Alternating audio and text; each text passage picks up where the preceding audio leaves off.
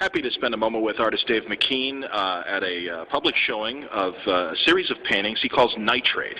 And Dave, why don't you quickly tell us the basis of Nitrate, homage to some of your favorite silent films? Yes, obviously the word comes from the silver nitrate stock that these films were printed on.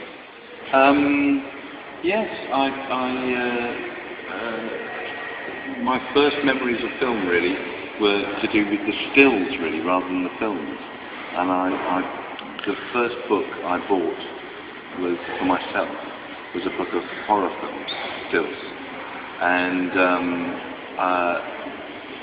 the older the films were, the more mysterious and the more compelling and stranger they were. And those images, those misty, grainy, hard to make out what was going on images really stayed with me.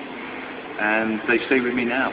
So when I started to make my own films, I kind of went back to what really kicked me off loving film to start with, which was those strange images. And it was films from that era, from the 1910s and 1920s, when the language was being created and when the rules were being written, and they didn't really know how to do it.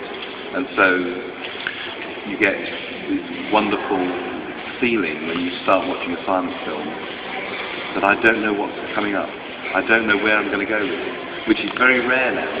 Most modern films, from the first scene, you pretty much know what you're going to see, where you're going to go. They're in the trappings of story, and there was more experimentation, it seems, in this period, and more concern about images as well as storytelling. You tell me. Well, the rules of filmmaking had not been established, so stories could hair off in bizarre directions, and then they would have to. If they had to deal with a dream sequence or a doppelganger sequence or something like this, they would have to work out how on earth to do that with very raw equipment. Absolutely. Very, very heavy equipment and very basic techniques. And I really love that. I love seeing people struggle with a medium and find solutions, because often the first time you find a solution, it's really magical. You can see their excitement when a double exposure or a cross fade creates an effect that's really quite visceral. And it's visceral now, 100 years later. Imagine what that must have been like at the time. Yeah, absolutely. And I can't help but think of the parallels with some of the innovations of technology now, and that this was really the cutting-edge technology of its time. Well, it's interesting. I mean, my two favourite periods of filmmaking. I mean, I love lots of films. Sure. From across the board. But those early silent films and now. Interesting. Because now feels like a new silent era, or a new visual era, certainly. A new visual era and a new set of rules being written. Absolutely. And people starting to use digital tools, not just to make dinosaurs and spaceships, but to get inside people's heads and show you what people are feeling and thinking, and a whole new way of telling stories is coming out of it. I wanted to ask about specifically two artists and two filmmakers in particular that you used, Georges Méliès, who a lot of people may know from the Earth to the Moon, the silent film, and certainly the HBO film even made use of the story of Méliès as well. And I found it interesting that you chose this still. You weren't sure where it came from and what film, and I heard that on this tour you kind of discovered a little more information about it. Yes, this is one of the stills that was printed in this book, and to add to the mystery, every other film still that was in the book had the film title credit, and this is the only one that didn't. It just said a still from the pioneer Georges Méliès, and frustratingly moved on to talk about something else. And I never knew what film it was from, so I could never see the film, I could never track it down, I didn't know what I was looking for. So yes, a film buff here, a friend of Thomas tracked it down for me, and it's called... I know Phrenology is in the... Phrenology Burlesque. Okay. The French title. And the English title is something like the man with the skull and the I don't know what it's called actually. It's got a strange, a terrible long title. But anyway, I have the title written down. So yeah, and so well, you see my final mystery cracked. I'm really glad it's happened here. Yeah, and it must be surprising to find out the real story behind the, at least a little more information about the film, based as opposed to the still that you used as inspiration. Yes, I mean it does have a page on IMDb, and it's got a bit of a writer there. Wonderful. And he's put me in touch with a great old book, I think from the 60s about Méliès, that has a piece about this film in it, so I can fill in this gap. Wonderful. And I know this is the beginning of an entire, I think, is it correct, the hope is to make a book of all the paintings eventually? Yeah, and I'm working towards doing a book. Okay. And I think there'll be maybe 30 paintings in the book. There you go. Like this, and then maybe a few other things as well. But they'll all be based around silent cinema, the early days of cinema. Another filmmaker, F.W. Murnau, and... Well, Murnau's my favourite, really. That's very cool. I mean, I love Dreyer and Fritz Lang and lots of others. Sure. But Murnau is the one that... Nosferatu, correct? I love Nosferatu. He made Faust, which was shown yesterday, and it's absolutely staggering. And he made The Last Man, and he made, then later on made Sunrise, which was a classic. Absolutely. But he's the one that really made film into an art form, I think. And he managed to put on celluloid quite intense feelings, and they're quite startling even now.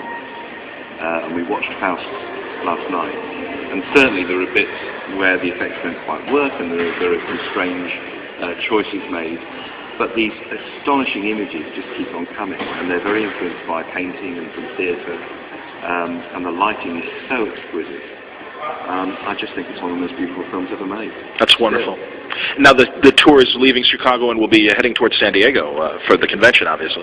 Well, I'm going to San Diego. Oh, okay. And Tom is taking a booth to San Diego. I'll have one of my paintings. Wonderful. Which painting will be there? The painting is from the film Destiny, which is a Fritz Lang film. Very cool. Great story about a couple whose child dies, and she confronts death in this strange region that only she can sort of penetrate.